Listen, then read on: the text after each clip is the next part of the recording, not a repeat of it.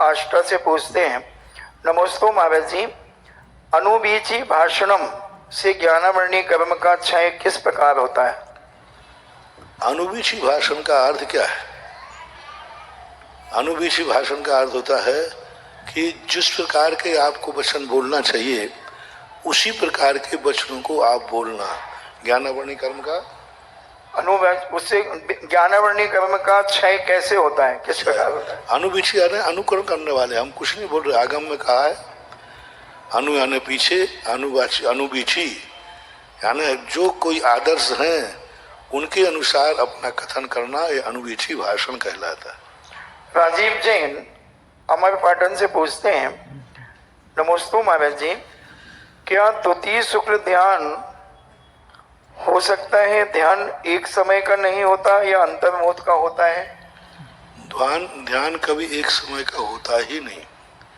प्रत्येक ध्यान अंतर्मुहूर्त का होता है, चाहे केवली भगवान का हो, चाहे 14वें गुण स्थान का हो, चाहे आर्द्र ध्यान हो, चाहे धर्म ध्यान हो अथवा शुक्ल ध्यान हो। एक बार उपयोग जिस तरफ चला जाता है उसको अंतर्मुहूर्त नियम से लगेंगे। अंतर्मुहूर्त के पहले छद्मस्त का जो उपयोग है वह परिवर्तित नहीं हो पाता। मीना जैन अनौरा दिल्ली से पूछती हैं, नमोस्तु महाराज जी, जलफल बसु सजी हिम थार, तनमन मोदक धरो गुण गाऊं, बहुत अधितार, पूजत पापरों का अर्थ क्या है? जलफल बसु सजी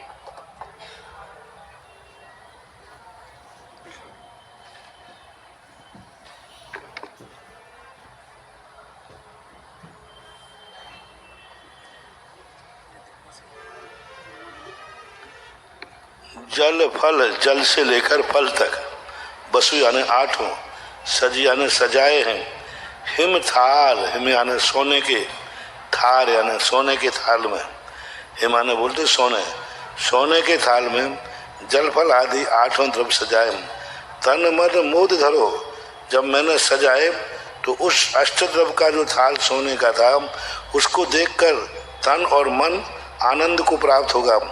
मोद धरो, गुण गाऊं भव दधितार, अब इस थाल को लेकर के मैं आपके गुण गाता हूँ। भव दधि यानी भव सागर समुद्र को, तार पूजित पाप हरो, मैं आपकी पूजा कर रहा हूँ, द्रव्य से और गुणों के अनुवाद से मेरे पाप को हरण कर लीजिए।